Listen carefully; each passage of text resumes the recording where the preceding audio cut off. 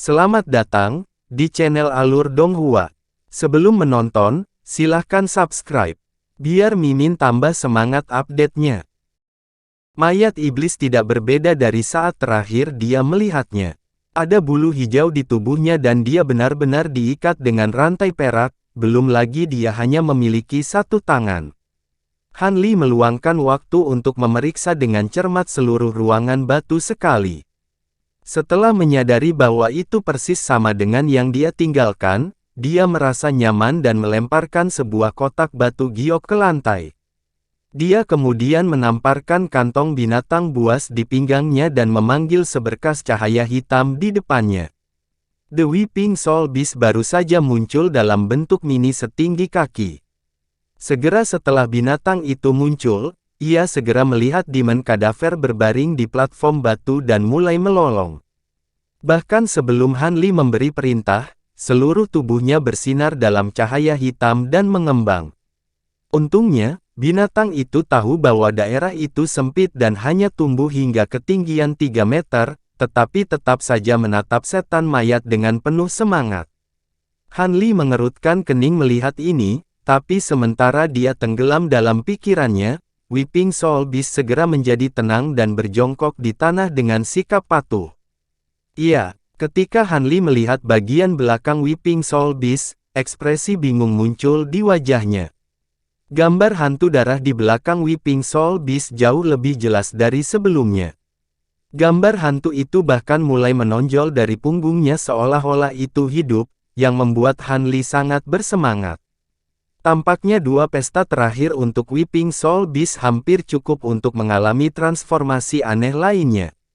Jejak antisipasi menyertai keterkejutan Han Li, tapi sekarang bukan waktunya untuk memeriksa dari dekat Weeping Soul Beast. Satu-satunya alasan dia merilisnya sekarang adalah untuk melindungi dari kejutan apapun dari Demon Cadaver. Han Li menamparkan kantong penyimpanannya dan memanggil tongkat giok antik ke tangannya dengan kilatan cahaya kuning. Han Li melirik tongkat giok dengan alis terangkat. Item itu adalah hiasan rambut yang dia peroleh dari mayat pemuda berjubah hitam setelah mencari melalui kesadarannya. Ornamen itu berisi lebih dari 10 metode berbeda untuk memurnikan mayat. Metode-metode ini yang diperoleh sekte pengayak Yin setelah diam-diam bertarung untuk mereka dengan sekte lain. Adapun penatua sekte penyaringan Yin khusus ini, dia ternyata sangat berpengetahuan tentang metode untuk memurnikan mayat. Selusin metode penyempurnaan mayat ini adalah semua hal yang berasal dari pemahamannya sendiri. Bahkan ada beberapa perubahan yang dia buat yang meningkatkan kekuatan mayat halus. Namun, sayang sekali dia tidak pernah berbagi metode ini dengan sesama anggota sekte. Dia selalu ingin memurnikan beberapa mayat kelas atas untuk mengamuk, tetapi dia tidak pernah menemukan mayat yang cocok untuk disempurnakan. Salah satu metode yang dia rekam menyebutkan Sovereign Devil Corpse, mayat kelas atas yang selalu ingin disempurnakan oleh pemuda berjubah hitam. Metode ini membutuhkan mayat ganas yang memiliki kecerdasannya sendiri sebagai bahannya. Setelah menghapus kesadaran mayat, seseorang akan menggunakan banyak jenis teknik rahasia untuk menyempurnakannya, semoga mengubahnya menjadi mayat iblis berdaulat. Kekuatan yang dihasilkan akan lebih besar daripada mayat cerdas lainnya. Menurut apa yang tercatat, itu adalah salah satu metode paling optimal untuk menyempurnakan Demon Cadaver. Setelah disempurnakan, keganasan mayat yang terbentuk secara alami ini akan menjadi lebih kuat. Han Li langsung memikirkan iblis mayat begitu dia membaca teknik ini. Ini adalah kesempatan utama yang tidak bisa dia lewatkan. Tapi sebelum Han Li bisa memperbaikinya, dia harus menghapus kesadaran Cadaver Demon seperti halnya dengan Wood Spirit Naschen. Dia mengeluarkan kotak batu giok yang berisi jiwa primal Cadaver Demon. Han Li melihat pasak perak di depannya dan melambai ke arah mereka, menyebabkan pasak tersebut melayang ke udara. Kemudian dengan mantra, mulai bersinar dengan cahaya perak samar. Selanjutnya, dia menggulung kedua tangannya, memanggil beberapa busur petir emas dari antara kedua telapak tangannya. Guntur meraung dengan munculnya cahaya keemasan yang mencengangkan. Han Li kemudian tanpa ekspresi mengangkat tangannya, menembakkan lebih dari 10 busur petir, menyerang masing-masing dari selusin pasak. Saat cahaya emas dan perak terjalin, taruhannya bergetar. Ketika Han Li melihat ini, ekspresinya tenggelam sebelum mengucapkan kata, "Pergilah," dan memukul pancang dengan segel mantra. Semua taruhannya segera ditembakkan sebagai garis-garis perak, dengan cepat mengelilingi dimen mayat di peron. Mereka semua ditujukan pada titik-titik vital dan anggota badannya, sebagai persiapan untuk menyerang. Setelah semua ini selesai, Han Li menarik napas dalam-dalam dan melihat ke kotak batu giok di depannya yang masih disegel dengan jimat emas.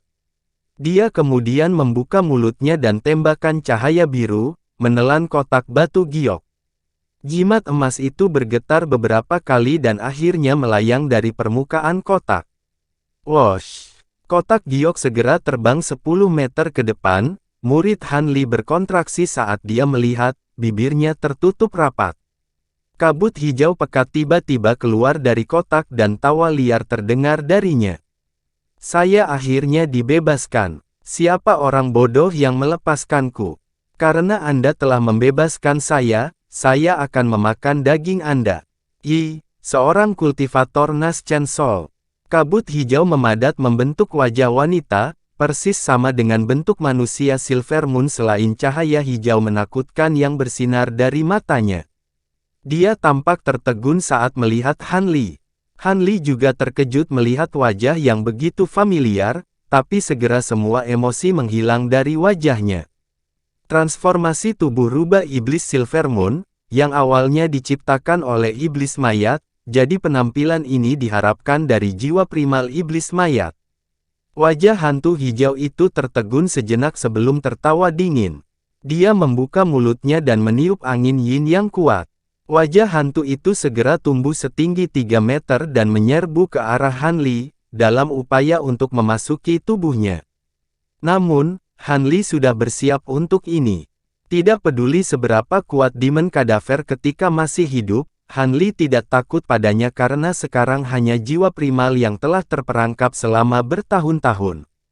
Saat dia menyaksikan semua ini terjadi, kilatan dingin berkedip di matanya. Tanpa menerima perintah, Weeping Soul Beast mendengus dan mengeluarkan kabut cahaya kuning. Cahaya menyapu setengah dari wajah hantu dan segera mencegahnya bergerak. Apa ini? Dalam tampilan kecerdasan yang cepat, wajah hantu itu merasa ada sesuatu yang salah dan berjuang untuk membebaskan diri. Namun sayangnya untuk itu, kemampuan Weeping Soul Beast dikhususkan untuk menahan jiwa. Wajah hantu itu tidak bisa melarikan diri, tetapi juga perlahan-lahan diserap oleh kabut cahaya kuning.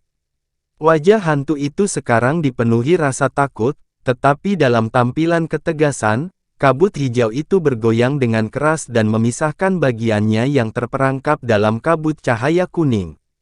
Kemudian memanfaatkan celah ini untuk bergolak dan membentuk wajah hantu yang lebih kecil. Pada saat yang sama, ia buru-buru berbalik dan menembak ke arah iblis mayat di tengah platform batu.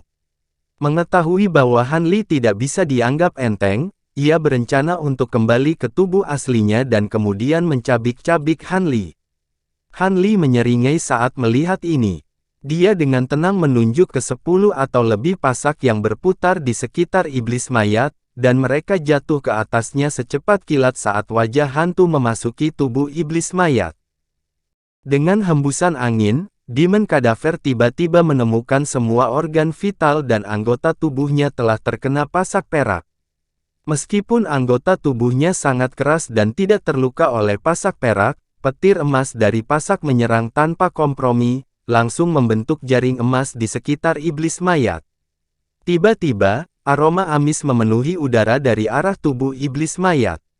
Sama seperti jiwa primal Cadaver Demon telah memasuki tubuhnya, taruhannya telah benar-benar menjatuhkannya kembali.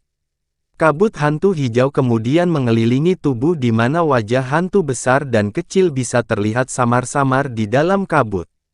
Kedua wajah hantu itu melakukan yang terbaik untuk memasuki tubuh iblis mayat. Namun, busur emas petir yang memercikkan pasak perak menangkal mereka, setiap serangan menghasilkan jeritan kesakitan. Seperti yang diharapkan, ada bagian kesadaran yang tersembunyi di dalam tubuh. Sepertinya persiapan ini tidak sia-sia. Han Li tampak senang melihat ini. Dengan jejak kekhawatiran terakhirnya yang sekarang terselesaikan, dia segera memerintahkan Weeping Soul Beast. Itu langsung mendengus, mengeluarkan dua kabut cahaya keemasan ke arah wajah hantu, keduanya jauh lebih terang dari yang sebelumnya.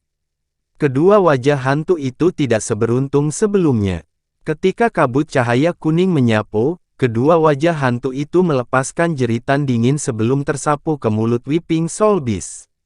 The Weeping Soul Beast menelan beberapa kali dan memukul dadanya dengan semangat sambil terlihat cukup puas. Han Li tersenyum melihat ini dan mengembalikan pandangannya ke pasak perak. Dia kemudian berjalan menuju tubuh kadaver demon.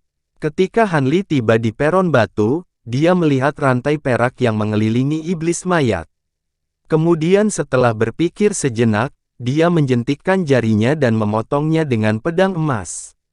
Dengan dering keras, rantai perak itu tetap tidak terluka. Han Li tampaknya telah mengantisipasi hal ini dan meludahkan pedang emas kecil dari mulutnya. Dengan perintah segel tangan, pedang kecil itu bersinar dengan cahaya cemerlang dan diam-diam melesat melewati rantai. Dengan dentang rapuh dan kilatan cahaya keemasan, sebuah lubang seukuran nasi muncul melalui rantai. Ekspresi Han Li bergerak. Meskipun dia tahu bahwa rantai perak itu luar biasa kuat untuk dapat menahan demon mayat, itu masih sangat mengejutkan bahwa pedang hangat awan bambu yang diresapi Auric Essence hanya mampu melukainya sampai tingkat ini. Selama keheranannya, Han Li terus merapalkan segel mantra dari tangannya dan memerintahkan pedang terbang untuk terus menyerang lokasi yang sama pada rantai. Hanya setelah beberapa lama rantai perak itu akhirnya diputuskan oleh Han Li. Dia kemudian dengan penasaran memberi isyarat kedua potong rantai perak dan dengan luar biasa meluncur dari tubuh iblis mayat dan terbang ke tangan Han Li. Setelah mengelus rantai perak di tangannya, dia menemukan bahwa permukaannya sangat halus dan tertutup rapat dengan karakter jimat kecil. Ada yang sangat kecil sehingga hampir tidak bisa dilihat oleh mata manusia.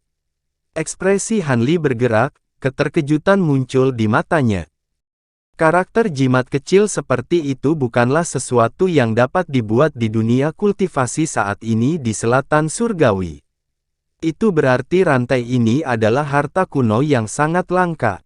Dengan pemikiran itu, cahaya perak melintas dari tangannya dan potongan rantai perak ditarik ke dalam kantong penyimpanannya. Ketika dia punya waktu nanti, dia berencana untuk melihat apakah dia bisa mengembalikan rantai itu atau tidak dan menguji kekuatan mereka. Dengan rantai perak yang hilang, dia menundukkan kepalanya untuk melihat ke bawah ke tubuh jahat kadaver demon. Ekspresinya menjadi cemberut dan dia menjentikkan jarinya, menusuk beberapa bagian tubuh iblis mayat dengan benang biru. Han Li kemudian mulai memeriksanya, mengungkapkan ekspresi puas setelahnya. Terlepas dari lengan yang hilang, kadaver demon sangat ideal untuk mayat halus. Tidak hanya tubuhnya yang luar biasa hebat sampai pada titik di mana harta sihir biasa tidak dapat melukainya, tetapi hanya sedikit api mayat dan racun yang dihasilkannya dapat segera membunuh seorang kultivator. Tapi ketika dia melihat lengan iblis mayat yang hancur, sebuah pikiran muncul di benak Han Li. Dia menamparkan kantong binatang buas di pinggangnya dan melepaskan segerombolan kumbang pemakan emas yang tercemar hitam. Mereka berdengung keras saat mereka berputar di sekitar kepalanya sebelum dia mengangkat tangannya dan memukul mereka dengan segel mantra. Kemudian dengan perintah mental, kumbang mengembun di sekitar lengan mayat iblis yang hilang. Sesaat kemudian, lengan hitam, perak, dan emas baru muncul di celah itu, selain dari warna yang kontras dengan bulu hijau di bagian tubuhnya yang lain, ia tampak persis sama dengan lengannya yang lain. Han Li tersenyum, mengungkapkan sedikit kepuasan. Pada saat-saat berikutnya, dia mengeluarkan beberapa bendera formasi dan cakram formasi. Setelah menghabiskan 2 bulan di tengah gunung, Han Li kembali ke kediaman guanya.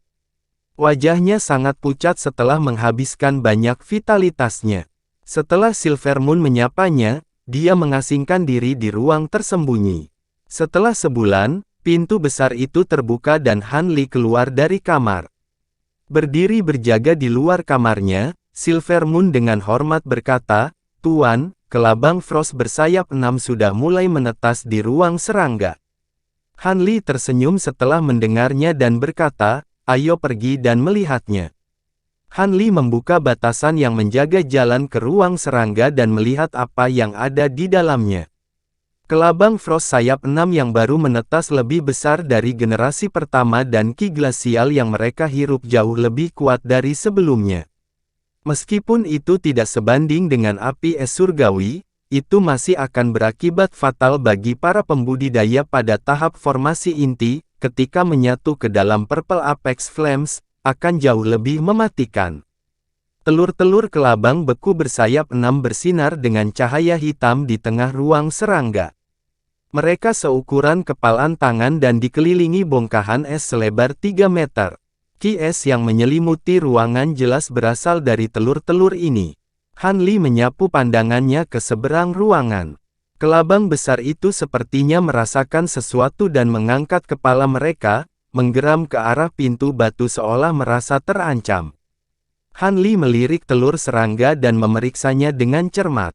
Setelah menghitung jumlah telur, Han Li mengangguk dan berkata, "Ada 24 telur, cukup untuk digunakan. Silvermoon, panggil muridku untuk datang dan katakan padanya dia bisa mengambil kelabangnya." "Iya, saya akan mengirimkan jimat transmisi suara." Silvermoon setuju dan mengeluarkan jimat. Setelah membisikkan beberapa kata ke dalamnya, dia melemparkannya ke udara dan terbang dalam seberkas cahaya merah. Selesai dengan telur kelabang, Han Li mengalihkan perhatiannya ke kumbang pemakan emas di kamar sebelah. Karena cairan hijau telah diprioritaskan untuk kelabang beku bersayap 6, Han Li tidak terlalu memperhatikan kumbang pemakan emas yang dipilihnya secara khusus. Tidak ada perubahan pada kumbang di ruangan itu.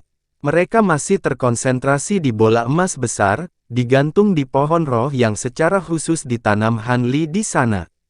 Bahkan dengan percepatan dari rumput roh pelangi, proses panjang evolusi mereka hampir tak tertahankan. Han Li tidak mengira bahwa hanya dalam beberapa puluh tahun, kumbang pemakan emas akhirnya akan mencapai tahap terakhir kedewasaan. Han Li mengalihkan pandangannya dari ruang serangga dan bertanya, "Silvermoon, bagaimana dengan Profound Goddess Palm?" Silvermoon menjawab dengan ragu, "Ini akan lebih baik jika guru melihatnya secara pribadi." Apa yang sulit dikatakan? Han Li tampak bingung. Tapi setelah berpikir sejenak, dia memerintahkan Silvermoon untuk membawanya ke kebun obat. Jejak keheranan muncul di mata Han Li ketika dia melihat akar batang dari telapak dewi yang mendalam.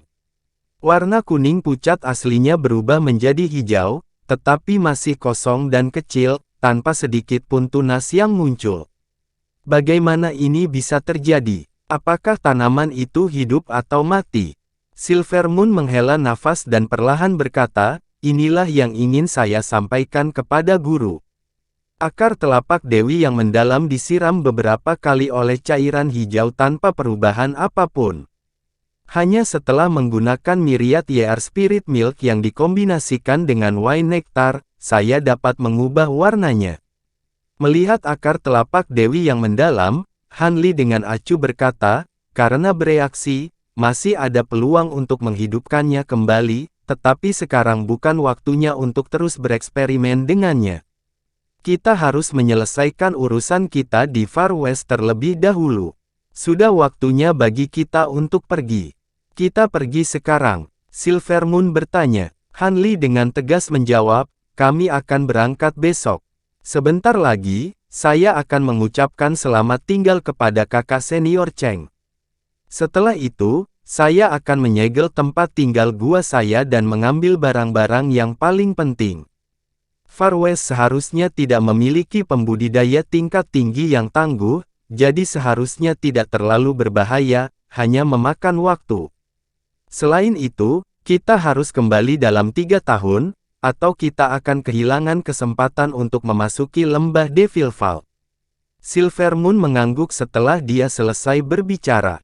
Keduanya meninggalkan kebun obat. Saat Hanli pergi untuk menemui Senior Cheng, Silvermoon ditinggalkan di kediaman gua untuk mengatur keberangkatan mereka keesokan harinya. Keesokan paginya, Hanli membawa Silvermoon keluar dari kediaman gua untuk menemukan ada seorang wanita cantik bertubuh anggun menunggu di luar untuk Hanli. Dia bertanya, "Ada apa? Bukankah saya memberi Anda cukup pil obat untuk bertahan selama beberapa tahun kultivasi yang damai?" Mu Peiling menundukkan kepalanya dan berbisik, "Tuanku, setelah beberapa pemikiran, saya telah memutuskan mungkin lebih baik bagi saya untuk melakukan perjalanan ini dengan Anda karena kultivasi saya telah mencapai kemacetan. Sebagai selirmu, melayani tuanku adalah hal yang wajar. Maukah kau membawaku?" Ketika Hanli mendengarnya, dia memberinya pandangan menilai dan merenung sejenak. Saat Silvermoon berdiri di belakangnya, matanya mengembara dan dia tersenyum misterius.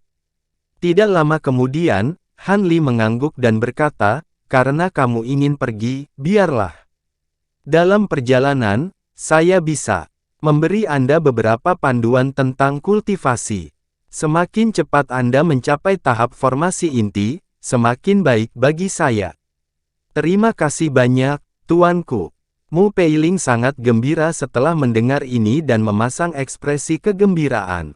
Ketika Hanli melihat ini, dia tersenyum dan melemparkan lengan bajunya, melepaskan Wind Reading Chariot dalam seberkas cahaya putih. Ketika Silvermoon melihat gerbong itu, dia terkikik dan memasuki lengan baju Hanli dengan kabur. Ketika Mu Peiling melihat ini, rahangnya ternganga kaget. Hanli tidak mempedulikannya dan dengan tenang berkata, "Aku akan berbicara denganmu tentang Silvermoon di jalan. Ayo berangkat dulu."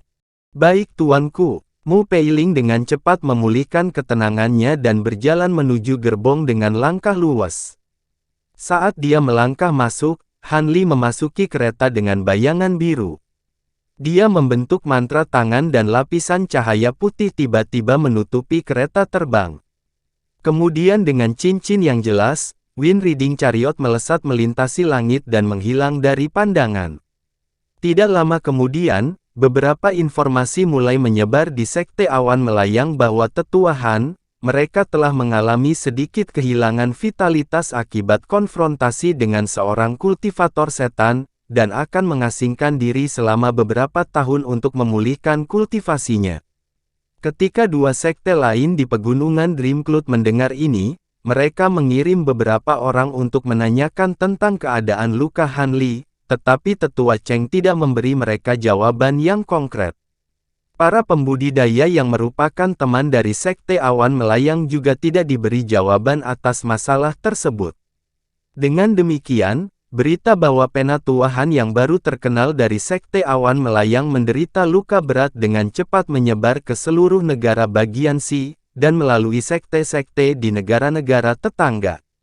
Para pembudidaya sekte ini sama sekali tidak mencurigai berita ini. Lagi pula, kultivator iblis terakhir yang melukainya adalah sesepuh dari Sekte Pengayak Yin Kekaisaran Jin, yang dikabarkan berada di puncak tahap jiwa baru lahir. Tidak mengherankan jika membunuhnya akan mengakibatkan hilangnya vitalitas yang besar. Namun demikian, Hanli dengan cepat dipandang sebagai seorang kultivator yang sangat kuat yang setara dengan eksentrik Heaven Fenge.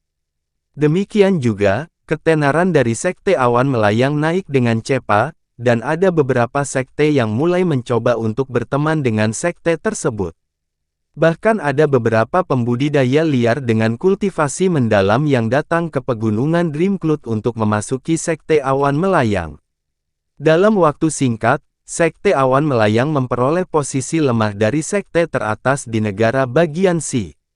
Banyak murid Sekte Awan Melayang menjadi bersemangat tentang Penatua Han, misterius mereka dan dia bangkit menjadi idola mereka yang paling dihormati untuk sementara waktu.